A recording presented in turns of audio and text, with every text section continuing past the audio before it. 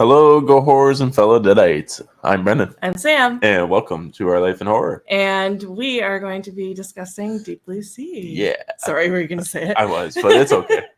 And we asked Steve from Bucket of Chum podcast to join us because this is the guy to bring on for a shark movie. Absolutely. Captain Steve, yes, ladies and gentlemen. We're going to bring him on now. Hey. Hello. How's it going, everybody?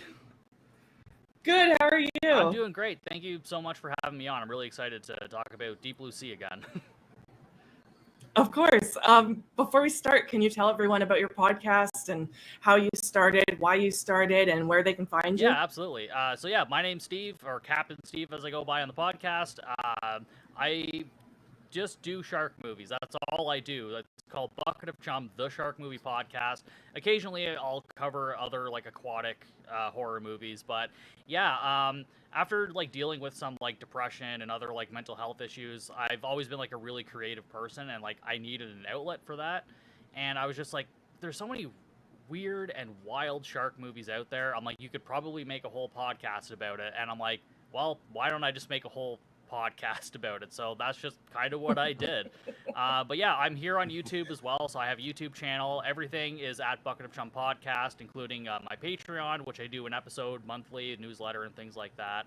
But yeah, you can find me anywhere. Just type in Bucket of Chum podcast and you'll find me. Even the website, bucketofchumpodcast.com. Perfect. Everyone go subscribe. Yeah. I love shark movies. I need to watch more. So I love seeing when you post your episodes because I'm like, oh, haven't seen that one.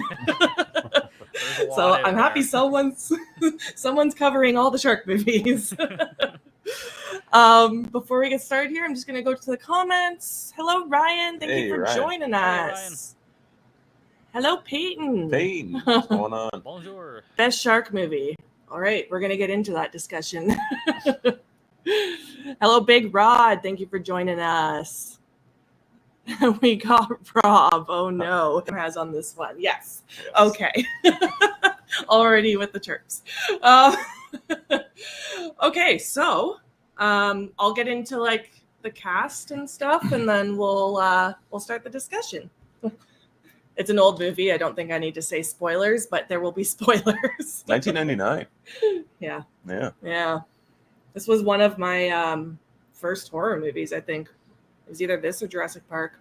Same. I was looking at the other movies that were kind of released around this year, and it was like Anaconda, Lake Placid, and Deep Blue Sea.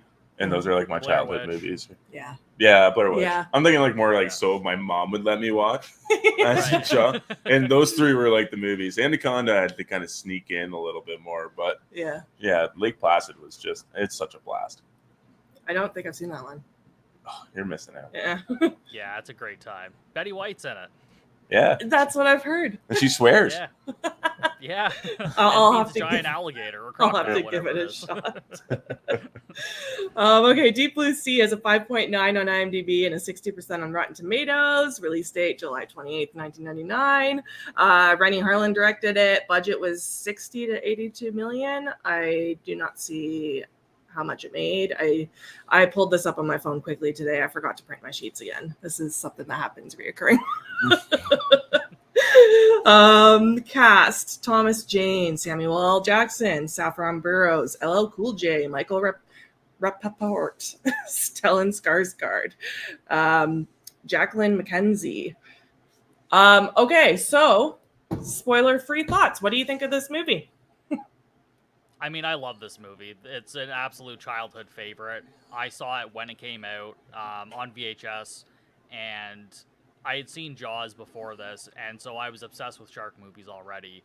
There weren't really a lot of them available, so when this came out, I was very excited. And yeah, it lives in my head rent-free for the last 25 years. So yeah, I love this movie. Yeah. I'm in the exactly same boat for the same reason. I remember going through like my local convenience store, like rental place, and seeing this cover and being like, I am renting this movie at a super duper young age. Mm-hmm. And my mom let me, and I've loved it ever since. I always tend to revisit it every couple of years. And last night we got to watch it on like a streaming service on the new like TV and everything. It was So good. Yesterday was such a blast of the past. It looked really good on your TV. Oh, it looked so good. I'm starting to appreciate that investment you made. I know. I told you. At first, I was like, why? Yeah. What? Yeah. Yeah. It's just a waste of money. It's not a waste of money. I get it.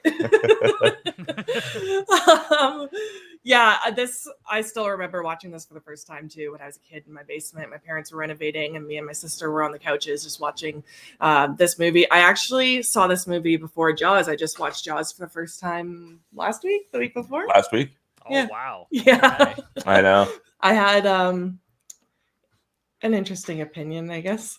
Yeah. I like the first half of the movie, and then the second half I didn't like, but that's just my Oh, wow. opinion. That's interesting. Okay. Yeah, I thought it was fun, like all the chaos in the beginning, and then the whole adventure out on sea, I got kind of bored. But Deep Blue Sea, I have fun with still, so I'm excited to talk about this one. Oh, where did we leave off here? Peyton, July 28th, my birthday. Happy early birthday to you, Peyton. It's what, the 19th today? Yeah. Yeah.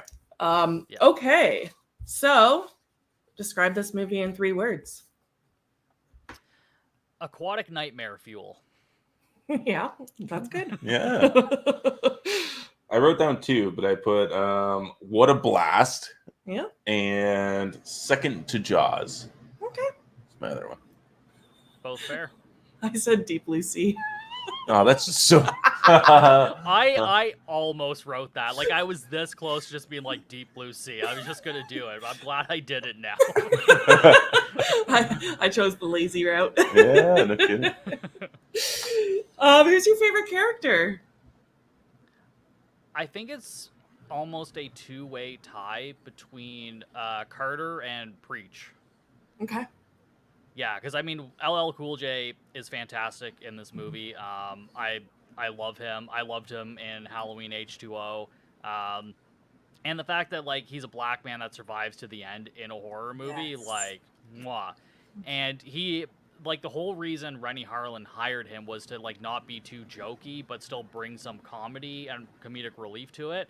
And like he's honestly the perfect person to do that. Because like he has this comedic tone to him, but then like there's also this certain intensity that he brings, and he just did a really good job with that. And then of course Carter, played by Thomas Jane.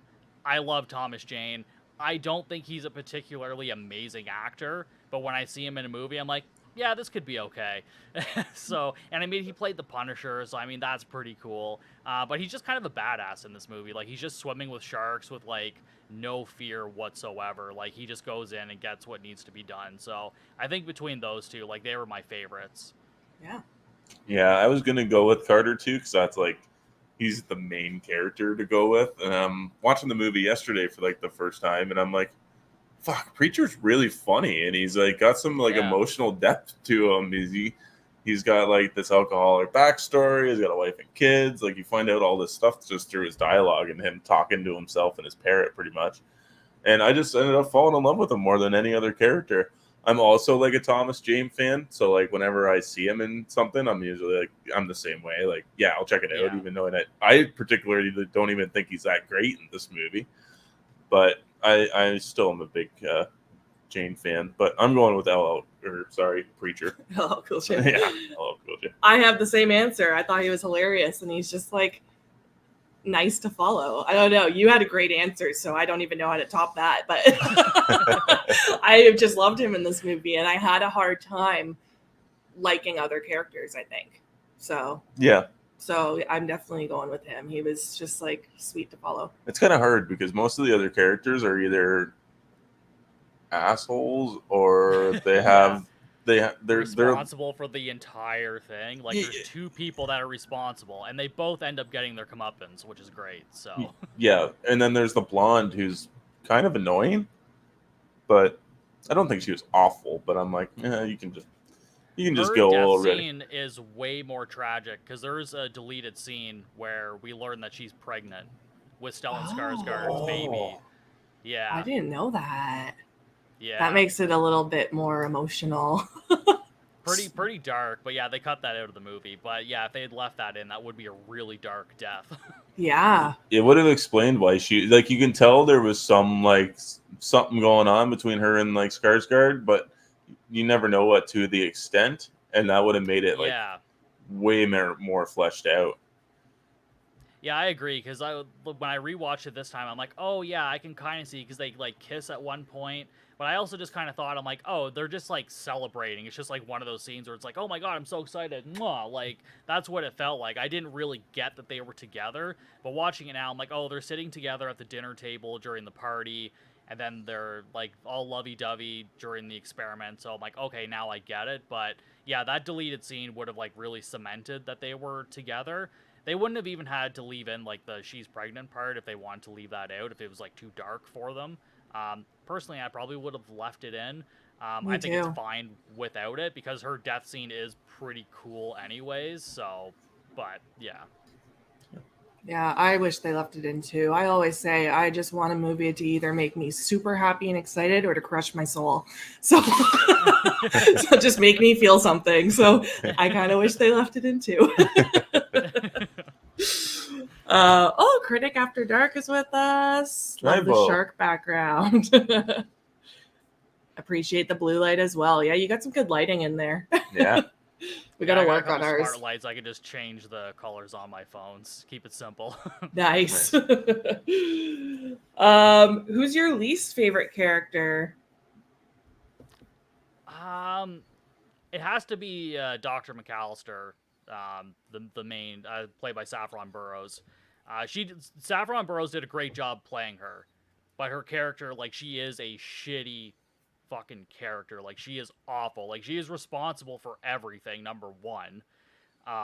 So yeah, her character is she's just bad. So is Stellan Skarsgård, but he dies early enough because like we also learned he's also responsible. Like the two of them knew exactly what they were doing in their experiments. But yeah, she was just awful, and she continues to try and save her research while everybody else is dying around her. I'm like, this is becoming counterproductive to what you're trying to accomplish. Mm-hmm. I have the same answer. I don't remember hating her as much this time. Like watching it this time, it's been a while since we've seen it. So watching it, I was like, am I supposed to not like her? But she's kind of a bitch. So I was really not liking her. So I put her down cautiously. But now that you've said it, I'm like, hey, thank God I'm not just like overthinking things. Oh yeah, that's who I put down too. Did you? Okay. Yeah, I put down Miss Doctor Lady, but her name is Susan. So, yeah. Yeah. It's like you're saying, she's like so blinded by her idea that this like ideals or whatever, that she doesn't care whoever else gets in the way. I think she might have actually pushed the other doctor into like, from her character, what we get with her in this movie, she pushed Skarsgård to like mutate these sharks 100%. Yeah, I would totally believe that because she is definitely the type to do that because like we saw, like she was willing to do anything and everything to try and get this research and failed miserably. So yeah, and she didn't care about the people around her, them getting hurt. So I can definitely see her pushing Skarsgård to doing that. And even the test audiences really did not like her character, which is why they changed the ending of this movie. Oh. I have a question. Is Skarsgård Bill and Alexander's dad? Yep. Oh. Yes, I think so, yeah. Okay, I never really knew who their dad was, but now I know. It's a huge family of actors. Yeah, that's what Yeah. I've heard, but I wasn't sure exactly who he was. Yeah. But This is the OG Skarsgård. okay. And they'll continue also to the Exorcist prequel, both of them. Yep. Exorcist prequel. Yeah, Dominion and The Exorcist, the beginning, and Dominion prequel to the Exorcist were the two. I haven't seen those yet either. Actually, I just know about the development hell, and that's about it. Yeah, they're interesting. Who would you guys give for best acting? Who had the best performance? I mean, I gotta go Sam Jackson. I mean, between him and LL Cool J, like, honestly, those two were the best. And even, I think Saffron Burrows doesn't get enough credit because her character is so bad. Like, she actually played it really well. So I think everybody does a fantastic job for the most part. Thomas Jane, not as much. He's kind of just Thomas Jane, which is like, well, I'm fine with that. If I see Thomas Jane, I know to expect Thomas Jane, and that's what I'm going to get, so that's fine. Michael Rappaport doesn't get talked about enough. I think he's great. Every time I see him in a movie, he's in True Romance, which is that poster right behind me, too. But yeah, he's great. But I think if I had to like nail it down to one person, it has to be Sam Jackson. He just always has this badass energy to him, and I mean his speech is epic. You know, one of the greatest scenes in cinema history. So, yeah. I went with Cool J. Yeah. Yeah, that's fair. He does a great job. Yeah, I think he's got a good range of emotions throughout this movie. It's hard to nail the comedic lines that he does, and then he gets some emotional ones as well. And playing off a parrot, I think he does pretty good for most of the movie. Yeah, 100%. That parrot's an asshole too. Yeah. Oh, all birds are assholes, but I don't like birds. I don't like birds either. I've been attacked by a bird. I literally, a couple months ago, I got out of my car and one flew into my head. Like, it's one of my worst fears. Anything that flaps, I don't fuck with. Yeah, we also have Canadian geese here too, so yeah, just really not a fan of birds. Where are you from? Ottawa, Ontario, Canada. Us too. Well, we're not from Ottawa. No, not Ottawa, but Ontario, Canada. Oh, yeah. Didn't know that. We're out in Woodstock. Yeah. I've been to Ottawa. Okay. We're about 6 hours away. Yeah. Yeah. Oh, shit. I didn't know you were local. Right. Cool. Did not know that either. Wow. Yeah. Okay, so where did I leave off? Oh, my best acting. I went with Cool J too. But I do see what you... That's totally fair. I think I probably would have chose him if we had seen more of him in the movie, perhaps. But yeah, like I said, everybody's pretty great in this movie.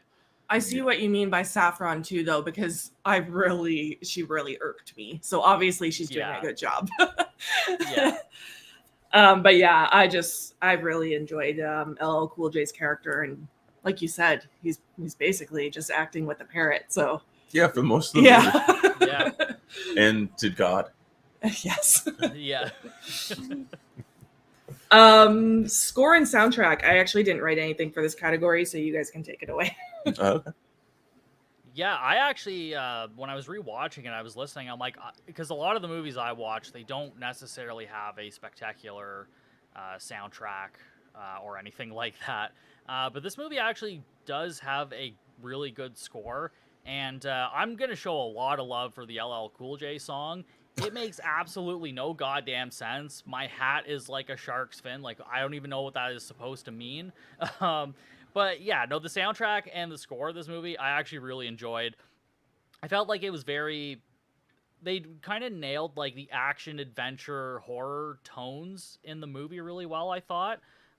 Which I don't think is necessarily something a lot of people pay attention to in this movie because it's very like action based, so you're not really listening for the music that much, but I was actually like listening for it, and I'm like, this is actually pretty good. It's nothing quite as good as Jaws, like it doesn't have like a distinct theme for me, but overall I thought it was great. Yeah, I definitely agree. And that was the first thing I wrote down too before I even started the movie was my hat is like a shark fin. Deepest, bluest, my heart is like a shark fin. There's a good couple like catchy songs played throughout the movie. I don't know them particularly from anything. Yeah. And I agree. I think the score is great in this movie. I actually had a really good time listening to it last night, and I was like listening to it and I'm like, fuck, this would be like a really good vinyl.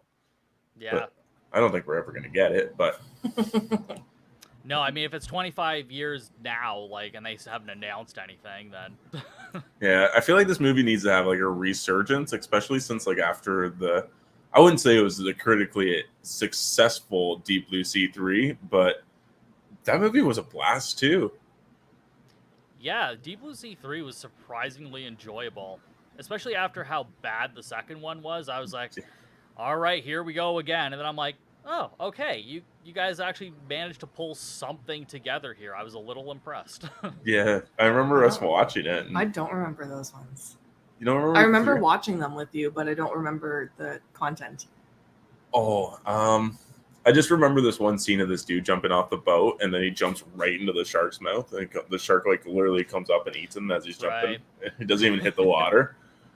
I might have to revisit 3 since you said 2. Shit, I'm not gonna. But... And there's like this extended, like super long, like drawn out, kind of like they live action sequence between like 2 big dudes. God.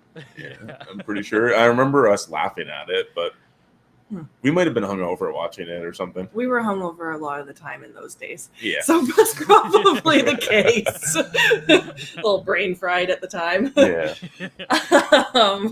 Before we move on, Critic After Dark has a question. You can wait and answer this at the end, but Deep Blue Sea be in any of your top 5 shark movies of all time? I don't know why I just had trouble reading that.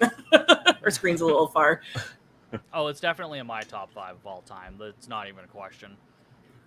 It's in mine too, because it's like it is the first that I saw, the first shark movie. So I'll always have that nostalgic feel for it. Yeah. I think, this is probably in my top 3. Mm-hmm. I can't even lie and say that it'd be in my top 5. It's definitely in my top 3. Yeah. What's your, I feel like it's going to be Jaws, but what's your favorite shark movie? Yeah, it's definitely Jaws. Okay. I saw that one first when I was a kid. So yeah, but this is like a very close second. Like I would say they're almost tied for first because they're very different. Like they're not the same. So comparing them is a little bit hard because like the only thing they share is that like the villain is a shark or sharks in the movie. So trying to compare it as if they're the same movie is really not fair because one of them's more of like an action horror and the other one's like more adventure thriller. But yeah, either way, Jaws is definitely my favorite. Okay. I'm assuming you have the same answer. Yeah, of course. Okay. Yeah. Cinematography.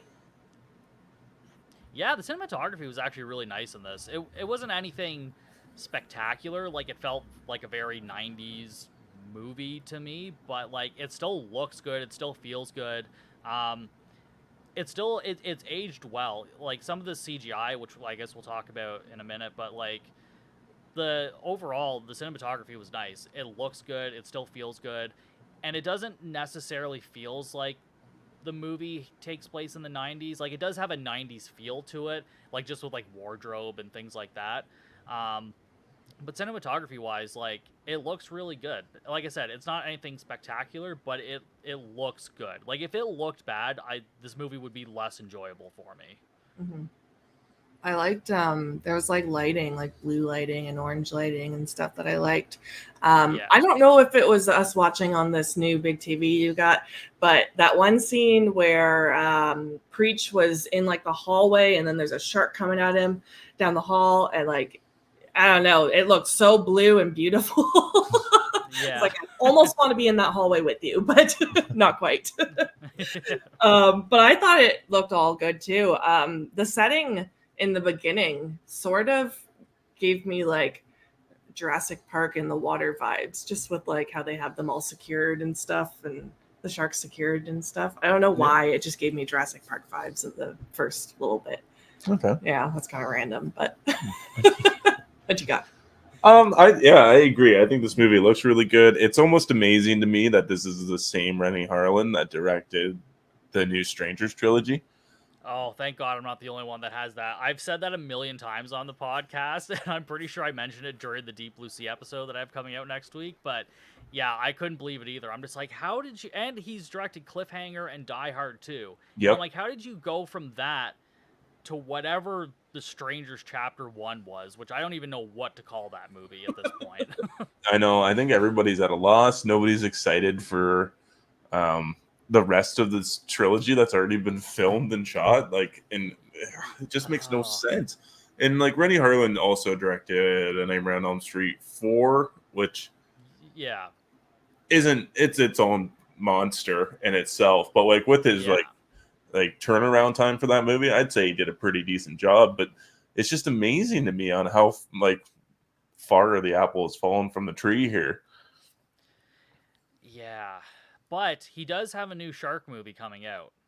Oh. What shark movie? Yeah, I can't remember what it's called, but it has Aaron Eckhart, who's the actor I always get Thomas Jane confused with.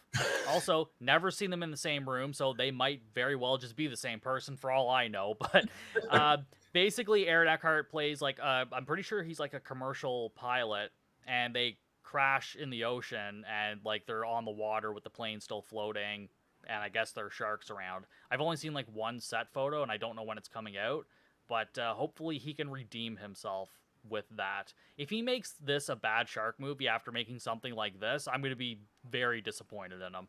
Yeah. Mhm.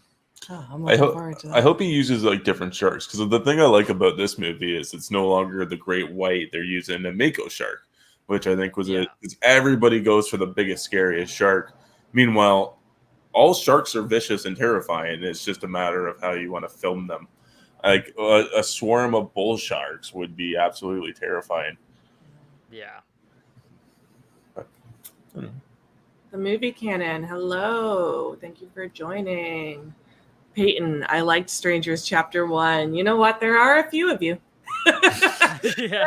There's a few of you, buddy. There are a couple of you. I've seen some that have shown some love. Costumes and outfits. Favorite costumes and outfits. Brennan's favorite category. I actually wrote something. Oh, did you? I did. I actually didn't. So, Oh. and this is usually my category. Okay. I mean, I thought they were fine. I didn't think it was anything super memorable by any means.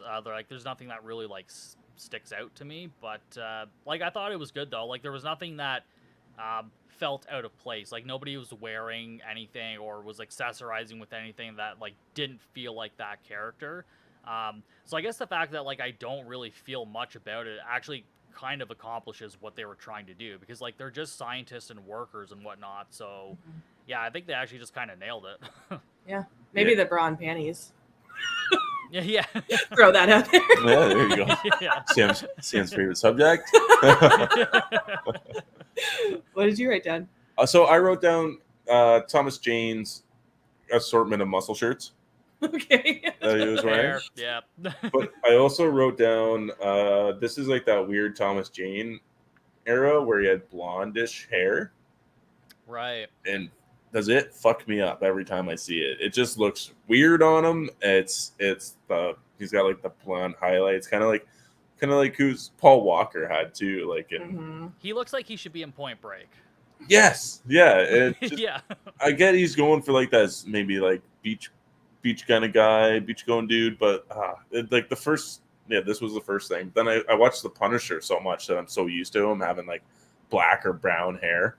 Right. Is he the main guy in that show? It's a show, right? Or is Punisher? It a movie? Yeah. It was in the movie. the original Punisher movie. That's how much I know. with I John only Travolta. know him from a Cameron Diaz movie. It was a super sexy movie called The Sweetest Thing, I think. Oh, okay. I loved it. He was in a really funny TV show called Hung, and it's about this guy that's a teacher, and his wife divorces him, and he's living in this little like this shitty like cabin that he has, and then he decides to start becoming a gigolo. And it is fucking hilarious. I love it. I haven't seen it. I don't think I finished it, but it is so funny. It's really good. Huh. I think it was an HBO show. Is it old? No, it wasn't too long. It was like before COVID. I think it only lasted for 3 seasons. Okay. But it was funny, and then he's got like a girl pimping him out and stuff. And the girl's like his best friend. And Is it a comedy? yeah, Okay. Yeah. I might have to check that out. his Yeah, it kids feels like a good time actually. yeah. Okay. Memorable lines. Did we all say costume? Yeah, we did. We did the costumes and outfits. Yeah, You're there good? wasn't too much. Yeah, Okay. yeah, that's all I got. Is Thomas's Jane's weird hair. And his muscle shirts. Yeah, Okay. dude, look good. I like that you bring up the muscle shirts and I bring up the bras and panties. Why are we gender swapped? I know, every episode. Memorable lines. So I mean, obviously Samuel L. Jackson's speech is like one of the greatest things ever. But aside from that one's my favorite. But the second one that I really like is when Carter is asking Skoggs, like, hey, what happens when this place fills up with water? And then Skoggs go through, he's like, oh yeah, then everything starts snapping like matchsticks. Then he stands up, and he's like, you want to be around for that? And he's like, nope. Like, I thought that was just like so good. Like, it was just such a good way to like talk to Skoggs on his level to get him to realize that they need to fucking move. And like it worked. So yeah, I really like that part. Yeah. I got underneath the glossy surface a world of gliding monsters. Oh, that was a good one. Yeah, the blonde one says that when she's taking them down, I think, eh? Yeah. Yeah. It's because it's so true. You just don't know what the fuck's underneath you. Mm-hmm. That's why like swimming out in the ocean like really freaks me out. Yeah, or me even too. like the lake, like Lake Erie. If I go like way out in the middle, nah, I'm a little unnerved. I don't like not being able to touch the bottom. Yeah, it freaks me out too when I go paddling. Sometimes I don't let my feet go down too far. I keep them up. Yeah. I would have written Samuel's speech, but it's way too long, so I did not. Oh, yeah. I just wrote down, "You ate my bird." I thought that was funny. Oh, I did have one other one. Yeah. Higgins, the blonde one. After McAllister reveals that, like, the side effect was we made them more intelligent, and then she kind of starts laughing and says, "You stupid bitch." Her line delivery was so good for that and so accurate at that point. I'm like, yeah, that was good. That deserves a shout out. I like that too. Actually, that stood out to me. Did you have any more? I wrote a couple. Okay, go for it. Let me see. I put Samuel L. Jackson says this. He said, "He's pissing into the wind. How brilliant can he be?" I love how Skarsgård just at the top of the thing, just like just having such a good time. I thought he was gonna be like the drunk or something, but that wasn't the case. I got one other one that I really like, which is what you've done is take God's oldest killing machine and gave it wanton desire. Mm-hmm. Yeah, that's a good one too. Mm-hmm. Did you have any lines disliked? I did not, so I didn't write anything down. Yeah, no, actually, no. I'd say the worst dialogue in this movie is probably from the bird, just because he's annoying. But other than that, no, it's fine. I didn't even think about that. I kind of put down Preacher's little prayer at the end. I was like, it's okay. Okay. I guess for the character, it makes a lot of sense. But I'm like, are you really going to be focused on doing like it's not even that good of a pep speech compared to like Samuel L. Jackson's pep speech earlier? Like that one's pretty hard to follow up. Yeah, like I get you're trying to get us all jacked up, but it's just it ain't working. Yeah. What's your favorite kill in the movie? Favorite kill has to be the Sam Jackson kill because, like I said, that is like one of the most effective pieces of cinema ever made. Because I remember when that movie came out, anytime anybody talked about this movie, it's like, oh, have you seen Deep Blue Sea? And it's like that Sam Jackson scene. Like, that's what everybody would talk about when this movie came out. Because you're really not expecting it. Because he's starting to take on, like, this leadership role. Like, even when the glass cracks, when Skarsgård is thrown against it underwater, he's the one who tells everybody to, like, move and, like, get running while everyone else is just standing there like, oh my god, the glass is breaking. Yes, run, move, let's go. Like, so he starts taking a leadership role, so you think that he's gonna, like, lead these people to safety out of here, and then he is just eaten, like, right in the middle of this epic speech where we learn that he basically cannibalized some people in a plane crash. So, yeah, like, that death scene is just incredible. And like I said, one of the best ones in movie history. Mm-hmm. I definitely agree with that. I wrote it down, but I also wanted to write down Skarsgård's kill. It's the beginning of Skarsgård's kill, you know? It's the shark biting his arm off. It's the last thing you expect. And it is just bloody. It's gory. He's struggling. You see him slipping all over the place to get away. And then the dude can't catch a fucking break. And the helicopter seizes up. He drops down into the water. The shark clearly gets him, pulls the whole helicopter down, fucks that whole surface area. And then to boot, the fucking shark throws him up against the window to crack the glass and just spew chaos through. Yeah. I went with that one too. Oh, really? Yeah, I did. Oh, I totally would have went with Samuel L. Jackson's maybe 20 years ago. Yep. But last night watching it, that was the one that freaked me out the most. okay. I think maybe because obviously Sam Jackson's is iconic, but I think because I knew it was coming and I kind of forgot about Skarsgård's, and it stressed me out. Honestly, the part that stressed me out was him being stuck on the stretcher, being pulled up, because I'm super claustrophobic and don't like not being able to be in control. So him being stuck there without an arm and this thing on his mouth, I was like, oh fuck no, that actually gave me anxiety. Oh yeah. So I went with that one. But I could have gone with even Saffron at the end, because it's just unexpected. You think she's going to be a final girl, right? So yeah. And I think the go-to answer is still Sam Jackson. It is. Everybody's answer. I know that I still talk to people about this movie with work, and they're still like, "Oh, that's Sam Jackson kill," Mm-hmm. So it is. I think it is the kill. Yeah, the kill of the movie, the most memorable one. Yeah. But I still Skarsgård's is still amazing though. The whole sequence, getting the arm bit, going to the helicopter, getting dragged, thrown against the glass, and then basically he's just left there to suffocate, because we see him later on, and he's still intact. So he just drowned basically. So that sucks. That terrifies me. Yeah, the sharks just used him as a prop, and then didn't even care to eat him afterwards. Yeah, they didn't even kill him to get him out of his misery. Yeah. They're like, you have fun floating here. Think about everything. At this point, you're just in the way, dude. Yeah. Least favorite kill. I actually think Saffron's was my least favorite, just because it didn't look the greatest. I like the fact that she died, and I like that they changed the ending so that she died. I just didn't think it was done super well, but at the end of the day, it's actually not that bad.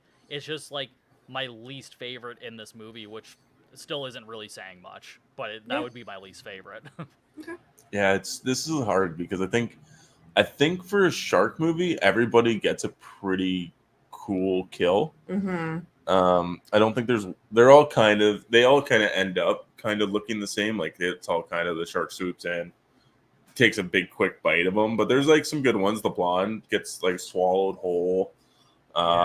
There's only 2 people I think get the crazy shark swipe and dead, but the problem with that one is they always look the roughest with the new with the old CGI, and unfortunately it hasn't quite aged as well as it could have. But I honestly personally don't think there's a bad kill on this list. I actually didn't write one down, but I came up with one. I'm going to go with the blonde, because I wish they did leave in the dark aspect of her being pregnant. Oh. Yeah, I suck. Fair. Thinking about it now, I thought your favorite kill was going to be the bird, but... It should have been. I didn't even think of that. I missed that. God. Yeah. Even the bird gets a justifiable equal death. That should have been mine. Gore factor and special effects. What do you think of the special effects? Yeah, the special effects are absolutely incredible. The amount of animatronics they used, they look so good, and even the cast were afraid to go near some of these things sometimes, because they look so good. Even to touch them, it freaked them out. Which, I mean, that's just a testament to how good that was. Is the CGI always great? No. But even for 1999, I've still seen worse 1999 CGI. I've seen worse CGI in 2024 movies, to be fair. So I mean, for 1999, I'm it still holds up pretty good for the most part. You can definitely there's some parts it's worse than others, but at the end of the day, with the amount of practical effects that they used in the movie, it's really forgivable. And we get blood, we get gore, we get everything. And I can't, if this movie's rated R or not. I don't know. Yeah, I could just look. You pull out the DVD. It is rated R. Yeah. Oh, that's a VHS tape. Yeah, I've got the VHS. I got the Blu-ray 3-pack in behind. Nice. Yeah. Yeah, I thought maybe they could have pushed the R rating a little bit further. maybe we get a little bit more blood and gore, but overall, like, it's still pretty good. I was happy with it. Like, it doesn't really disappoint, in my opinion. Yeah, like when you talk about practical effects, and this is like the almost like the tier you should be striving for with these sharks. It is like they look. I'm not gonna lie, I think they look better than the original Jaws movie. Like, 100%.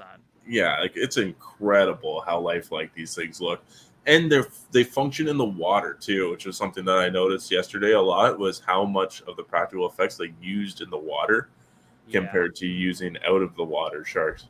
And like you said, the CGI, some scenes really don't hold up, but sometimes they do hold up, and you barely like notice anything. But like I said, for the most part, the only real bad CGI kills that weren't even like that horrible were some of those super fast swoop in kills. But other than that, I didn't find any of it that bad.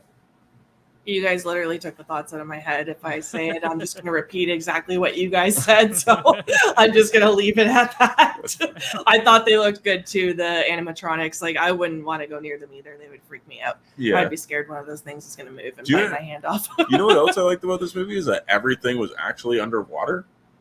Like I watched Aquaman, Yeah. like the new Aquaman, like a couple of weeks ago, and I was like, oh, they're just all CGI'd in. And they're not actually underwater. This is fucking stupid. But then you go back in here, and it's like, yeah, they were like in tanks full of water.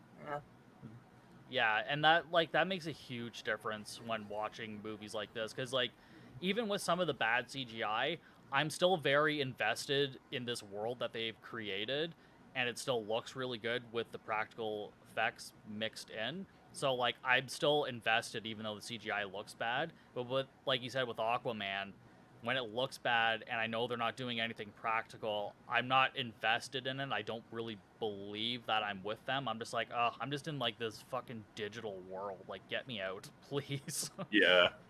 I got a question since you're the shark guy. Can sharks swim backwards?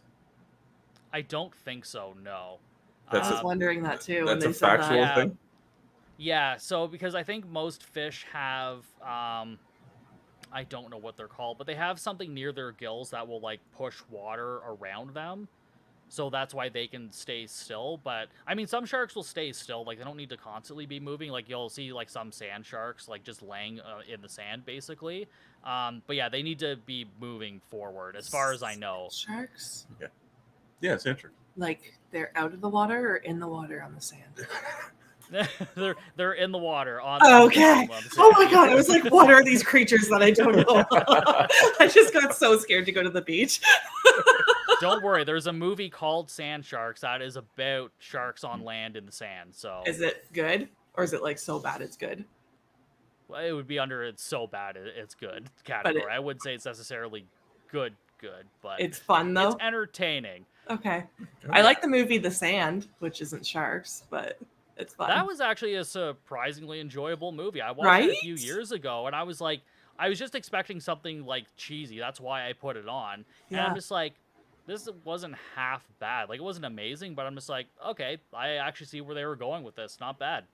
That's one I want to watch with you before the summer ends and show you. Okay. It's good. It's fun. Okay. Yeah. I've seen clips of it. I just never got around. I also thought it was just going to be one of those movies that just looked fucking awful. And I had always seen clips too, and I was like, ugh, do I do it? And then the one night I just did it, and I was like, oh. Okay. Yeah, it's very, very surprising. I'm probably going to cover it on the Patreon or something at some point because I do want to talk about it because it is surprisingly good. Awesome. I'm going to look up sand sharks next. Where'd we leave off? Storyline and pacing. Oh, this movie moves. Like, I am never bored. Like, right from the beginning, we basically see the sharks right off the bat. So, like, you're already invested. Even with, like, we get all the background we basically need in that one office scene with a small cameo from Ronnie Cox, who was the chief of police or whatever in Beverly Hills Cop. He's the one who's just sitting there not saying anything. It was just weird seeing him, like, not say a line. I'm like, I know you. You're in RoboCop, dude. What are you doing? Like, but in that one scene, like, we get all the background we need. We understand that she's doing this for Alzheimer's. Samuel L. Jackson is the money, and she's gonna prove to him in a weekend that she can do this. Boom, that's all we get. And then next we're at the station, and we get a little bit of backstory on everybody here and there, and then like we're just into it. I never felt bored during this movie. I was invested in everything the characters were doing, and like I said, like it's always moving. Like there's never really a dull moment. Mm-hmm. Yeah, I definitely agree. I thought the same thing yesterday when we were watching this. I was like amazed that we were already halfway through the movie, Mm-hmm. and it felt like only 10 minutes had went by. I also have to say for the storyline, this is the storyline that was later on taken and used in Rise of the Planet of the Apes, almost I've never T for seen T. Oh yeah, that's right. Basically, yeah. Yeah. It's basically Yeah. James Franco is trying to come up with a cure for Alzheimer's, and he experiments on apes and accidentally makes them intelligent. Oh my god, where did he get that from? I don't know. But yeah, I think the story is great. I think it's a lot of fun. It's like a classic B monster movie story, like that you'd probably watch in like younger year, like the early, like maybe not the 50s, but it kind of feels like some kind of like story like that, or even the 80s, because this movie has a very good slasher vibe to it. Mhm. It starts with like a cold This open. would be right at home in the 80s.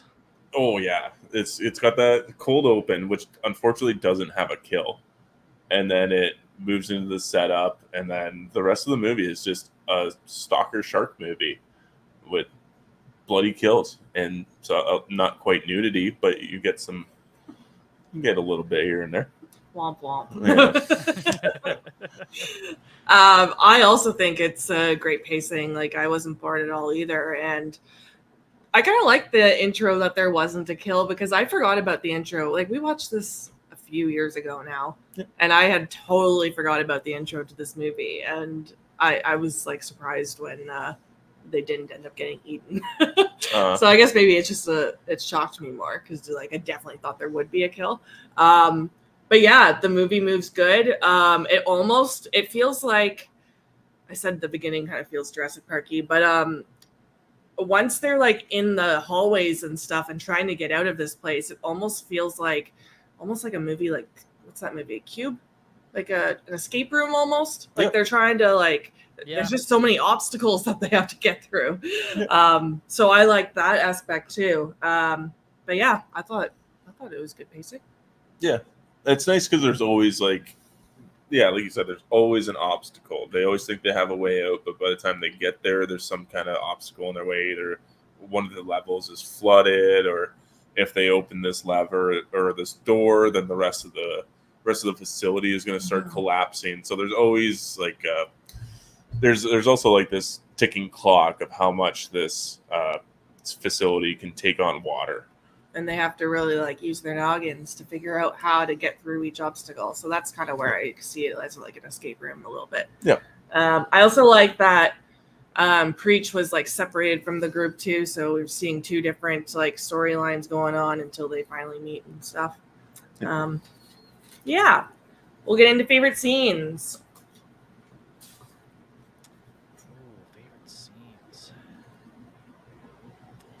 So, I mean, obviously putting aside the Sam Jackson one, because I mean, that's obviously number one. But yeah, I keep forgetting the blonde woman, Higgins. Her death scene is really good. I also just think the whole scene with Skarsgård's death is amazing. Like that whole sequence of events, like just sets everything into fucking disaster mode, like right away. Yeah, no, I think that's probably one of my favorite parts is like because that's what sets everything into motion, and like it's absolutely wild. Like the shark throwing him through the glass, basically underwater, after eating his arm. Like it's just incredible. So yeah, I think I'm gonna have to go with that one as my favorite. Yeah, you get that, and then when the helicopter, like I was like, okay, the helicopter hits this watchtower. I'm like, I don't remember it doing that much. Like, how could it produce that much damage? And then when you're watching the tower explode, you can see one piece of debris fly off to the fucking gas canisters, and they light that off. I'm like, oh, that's a really good detail. I've never ever noticed that before. They did the same thing with the plane. I noticed that too. That every once in a while you just see like the one like very noticeable piece heading towards like the important piece that it needs to destroy. 1 in a million shot here, and it's nailing it every time. Yeah. I definitely have all those scenes on here too. I also really like Thomas's Jane's friend. I like their little venture off together where they go to like switch the power so they can deflood this level 1 That was stairway. really good, yeah. Yeah, I think it's very creepy, and that's where you get the Bill Skarsgård, or Bill Skarsgård. sorry, not the Bill Skarsgård, Yeah. the Skarsgård jump. I can't remember what his name is now. You get his jump scare, and then you actually get the shark that's hanging behind his buddy. I can't remember what that comedian's name is, but he's a good actor in this movie. Yeah. Oh, Michael Rappaport. Yes. Yeah. I didn't even recognize him when we were watching. When I was looking at the IMDb, I was like, "Is that guy?" Oh. He looks so old. It's been a little bit. I definitely think Skarsgård's death is my favorite scene, but just to say something a little different, I'm going to go with I liked when Saffron electrocuted the shark. But I also liked when Preach ends up in the oven, and like at first I'm like claustrophobic, Yeah. and then the shark turns the oven on and he's like freaking out in there and has to get his way out. Yeah, I like that scene. Nice. Yeah. Best Zippo lighter in history. Yeah, I know. I was thinking that too. I'm like, there's no way that would fucking light. The standing on her wetsuit, is that like made of rubber, or how does she not electrocute the shit out of herself? Fake science, because there's no fucking way that would ever work. I just cannot see how that would work. I understand that's the logic they're going for because it's a wetsuit, so it is probably made out of some rubber material. But it's also a wetsuit, so it's still wet. Yeah. You're not standing on dry rubber. So that's where I kind of have a problem with that, but I understand what they were trying to do. See, I didn't even catch on to the rubber thing. I after the scene, I was like, well, that was kind of pointless for her to get naked. I ain't mad about it, but like, what was the point of that? And now that you've explained what they were going for, I get it. Yeah.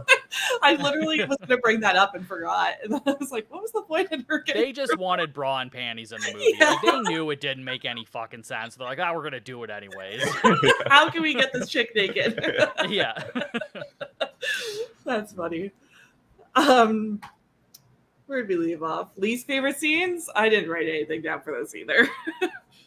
Yeah, there's not really anything that like I don't like watching. Like when I'm watching this movie, I like watching everything in it. There's not anything where I feel there's nothing that feels unnecessary in this movie actually. Like everything feels very important and deliberate and gives us everything that we need. All the information, all the motivation we need all the time. Like it doesn't feel like there's a lot of filler, which is something I have a problem with in a lot of the movies I watch, is because a lot of these people have an idea for a movie, but they end up having a short film, and then they just put all this shit in between that doesn't make any sense to just fill out the runtime, and it just drives me nuts. But this movie has none of that. Like, literally, it's all killer, no filler. Mm-hmm. Yeah, I agree. I'm in the same boat. I have no problem with this. We got a comment there from a new person, Mary. Oh, yeah. Mary. Hi, Mary. So can you do kill count of Maxine? We don't do kill counts. No. I think that is trademarked by what's his name? He does the kill counts. James J. Wow, I can't remember. Dead Oh, Meat. Joe Bob Briggs? No, Oh, Dead Meat, yeah. Dead Meat, yeah. Yeah, I think that's copyrighted by Dead Meat over there. We don't want no suing. Yeah. Don't need to get a cease and desist letter on my anytime soon. But when Maxine comes out, I think we did a quick review on it, and we will get it on physical, and maybe we'll do a longer breakdown of it. Like yeah, we could do a live discussion on Maxine in the future when it comes out for sure. Yeah. Yeah, I haven't seen it yet. Yeah. I really want to though, because I'm a fan of the other two. So Yeah. I've heard mixed reviews. I've heard it's like a very mixed bag. Like some people love it, some people are kind of ambivalent towards it. So I wouldn't take my opinion because I hated Pearl and X had to grow on me, which I do love X now. But yeah, if I I can't say much. I find that's with Ty West. I feel like a lot of his movies have had to grow on me over the years. Like for the longest time, I hated Cabin Fever 2, but I watched it again a couple of years ago, and I'm like, yeah, this movie's dumb, but like I get what he's going for, and it's actually kind of funny and stupid. So like, I get what he's doing. And then like when I first saw House of the Devil or House with the Devil or whatever, Yeah. I thought I'm like, oh, this is not really for me. But then I watched it again a few years later, and I'm like, oh, this is like a very like 70s, 80s like cult thriller kind of vibe. I'm like, I really dig this. So I feel like a lot of his movies kind of have to grow on me. Like I'm not totally invested when I first watch them, except for The Sacrament. That movie was fucking incredible. Like the whole Jim Jones like take that he did was so good. I haven't seen that Yeah, one. that's. I think that might be one of the only ones I haven't seen. I just watched The Innkeepers not too long ago before Maxine, and I kind of felt the same way. I thought it was way funnier than I was expecting. Yeah. But I feel like the more I watch it, the more I might like it. And we haven't seen The Sacrament yet. I haven't picked it up No. on anything. So Yeah, X grew on me because I'm a Texas Chainsaw fan and it's got those vibes. Yeah. And I like the cast. I'm just not a goth fan, so Pearl that one's not going to grow on me. But I mean, that's just a personal opinion. I had no idea she was British until the other day, and I saw her in an interview, and she started Her talking, voice, and I was yeah. like, "Holy shit!" I'm like, "What?" Like that really caught me off guard because everything I've seen her in, because she was even in a movie with, I don't remember what it's called. I think Channing Tatum was in it or something. But she even had that southern accent still, so I just assumed that like, oh, that's Mia Goth. She's from like the south, probably. Not at all. Yeah. I don't think I knew either until we did watch an interview with her. Yeah. And because I think we were just coming off of Pearl, and it was it just wasn't what I was expecting for starters. I think it was like a really good homage to like the early 20s and 30s, like Technicolor bright movies. But yeah, like you said, you're like, her voice is what gets to you. And then I didn't think it was that bad until I watched like an interview with her, and I was like, ooh, yeah, that's a little rough. But I did like her in Pearl. We had different opinions on Pearl. Yeah. Where did we leave off? We talked about least favorite scenes. The killer, which I guess we've kind of already talked about the sharks, unless we want to say Saffron's the killer for causing it all. Well, technically. I mean, technically, yeah, because I mean, like we said, when they did a test for this movie, people were disappointed that she didn't die in the end. So they changed the end of the movie. They did a 1-day reshoot to have her die at the end. Which I'm like, I get it, because like she put so many people in danger knowing full well what she was doing the whole time and still continue to do it. And then even after everything's gone to shit, she's still putting people in danger. So I'm like, yeah, you can die like a hero's death, but like you kind of just deserved it as far as I'm concerned. Mm-hmm. Yeah, she didn't redeem herself for me. Yeah, I couldn't get past it. Yeah, I didn't think it was a very Too little, too late. Yeah. I was thinking earlier how you were saying that this movie could be like a timeless movie, and there's one major flaw with that. And I was thinking about it because I was thinking about it yesterday too. I'm like, I wonder if this could like take place now. Is the floppy disks? Oh, they would have that research backed up on a cloud somewhere. Like it wouldn't just be on a hard drive in this underwater facility that if it's gone forever. Like they would have backups of it, I would imagine. Like, yeah, she's got one single floppy disk and all the information is on there. Yeah. I remember seeing her like they like literally short inserting it. I'm like, oh Jesus Christ, huh? I feel real old. Peyton, wait, she's British? Yes, go watch a interview on YouTube with her after this. She's kind of got like a cutesy voice, but it just kind of throws you off because you don't expect it. She's also married to Shia LaBeouf. Yeah. Wait, what? She's married to Shia LaBeouf. Yeah, they've been married for a very long time. Yeah. They met. I had absolutely no fucking idea about that whatsoever. I didn't either. Oh my God. Yeah, the first time I saw an interview with Mia Goth, I remember thinking, why is she doing that dumb voice? Oh, I'm not even a Goth fan. Oh.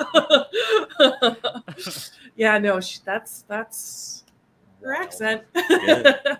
Shia LaBeouf and Mia Goth met on the set of Nymphomaniac Part 1. Oh, Oh, gross. I don't know what that is.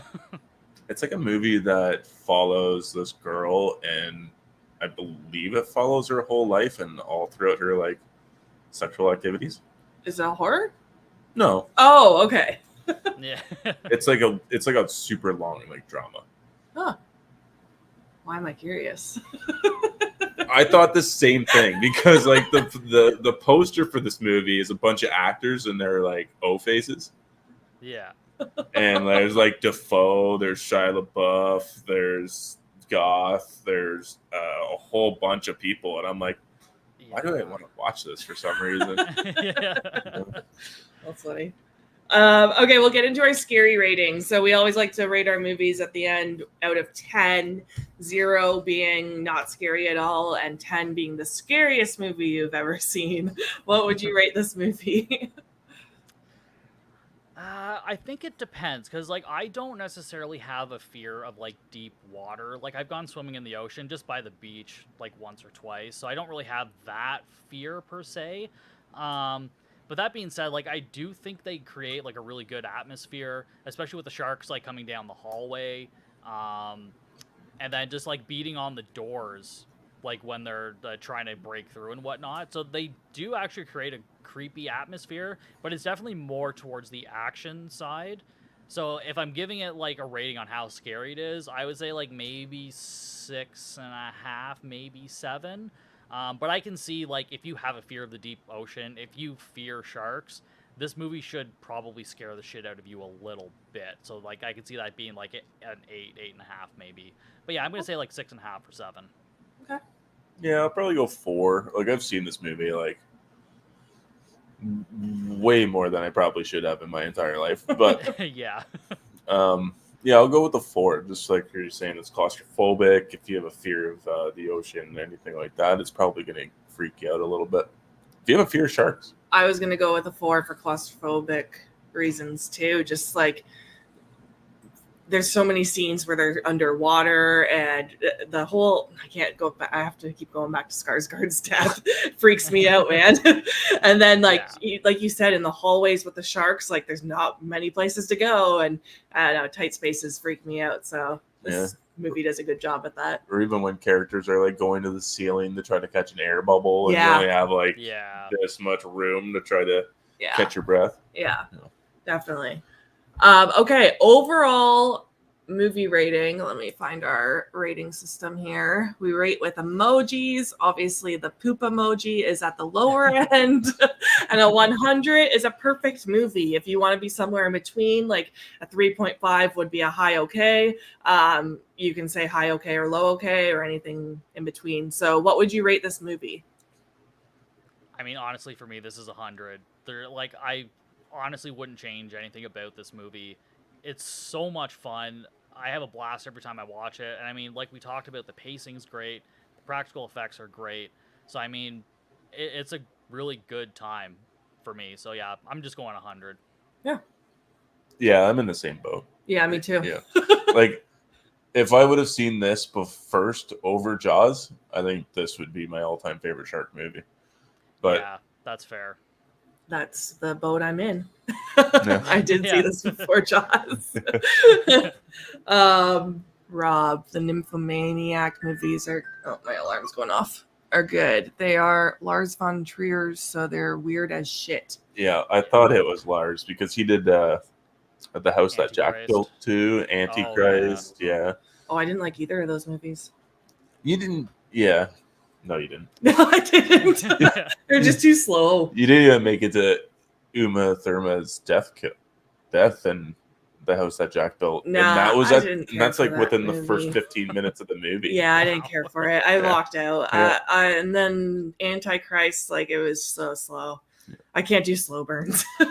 I watched Antichrist once, I think. It was when I was in film school, and actually I have another story about Lars von Trier and film school. But I watched that and I was just like, I don't know if I'm ready for these kind of movies yet. This might be above where I'm at in my life right now because it was just so fucking weird. Like, it opens up with like a hardcore penetration scene in a shower and then a kid falling out a fucking window. I'm just like, okay.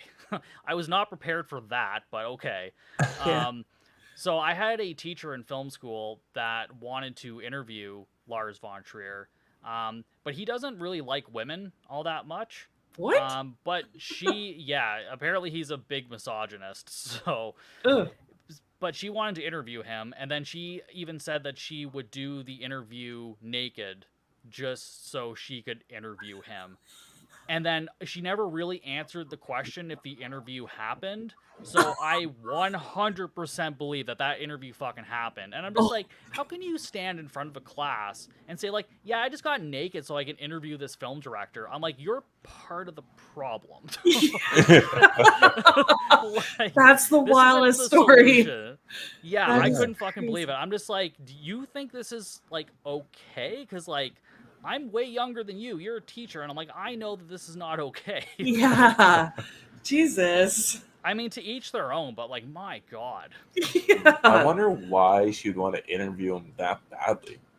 Like, his films are either received incredibly well or they're received horribly from, like, audiences and critics. So I'm wondering. She must be a big fan, I guess. I mean, she also used to like to name drop. She's like, yeah, you know, I used to like smoke weed with Woody Harrelson once or twice, and I'm just like, okay, that's fine. And like other teachers would talk about people they've worked with, but they wouldn't say it in such a way where it's like, oh yeah, so I just know Woody Harrelson. And it's like, no, they're like, yeah, I was working on a set. And then, like, we would kind of piece it together as students. And, like, oh, they worked on Resident Evil because they filmed that in Toronto. So that's what you were working on. But, Okay. yeah. Huh. Interesting woman.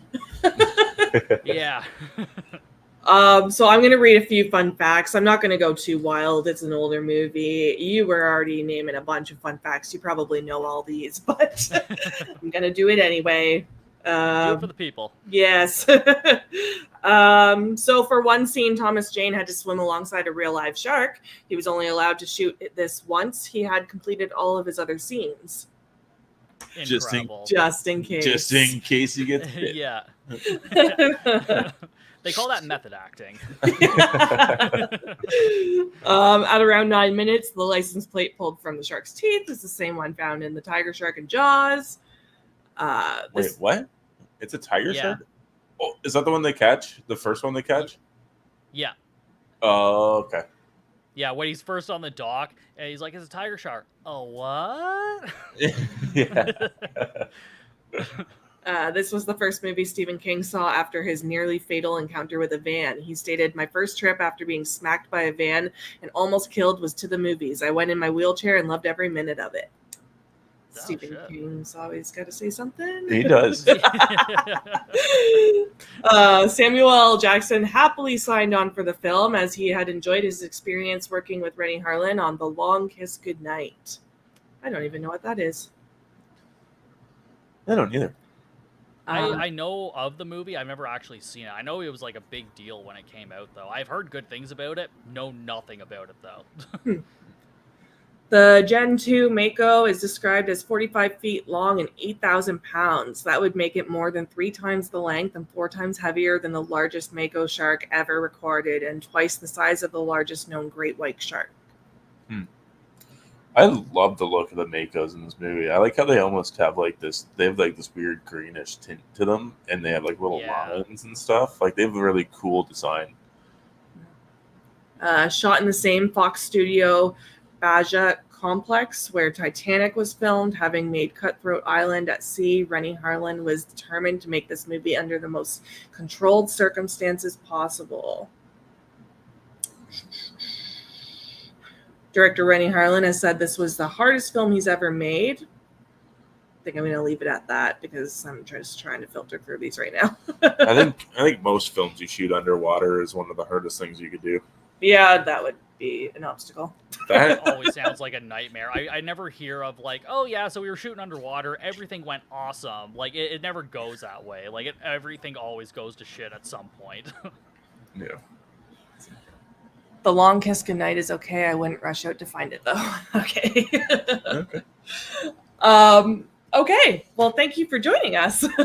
Yeah, thank you. Yeah, thanks so much for having me, guys. This was a blast. Do you have any? You said you're doing an episode on Deep Blue Sea next week.